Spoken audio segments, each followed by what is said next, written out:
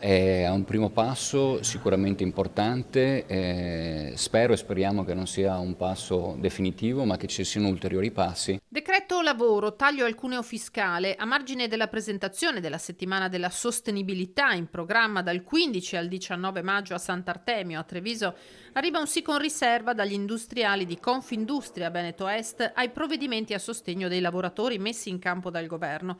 Occorre insistere su questa strada, chiede il presidente Leopoldo Destro. Con il quadro d'insieme che vede un'inflazione ancora crescere, aver dato un taglio al cuneo fiscale permette chiaramente alle persone di avere una possibilità in più di spesa nel carrello, è un aiuto ai lavoratori e alle famiglie dei lavoratori. È uno scenario complesso che può volgere in positivo solo mettendo insieme tutti i tasselli, prosegue Destro. Il PNRR è fondamentale, indispensabile per la crescita del nostro Paese, parliamo di sostenibilità, cosa non è più importante di mettere a terra opere infrastrutturali che sono una sostenibilità per eccellenza. Quindi noi abbiamo bisogno assolutamente di mettere a terra il PNRR in tutto il perimetro nazionale, ma anche nel nostro territorio. Un ingranaggio a cui servono nuove forze lavoro, strategica, la componente femminile e il coinvolgimento dei giovani.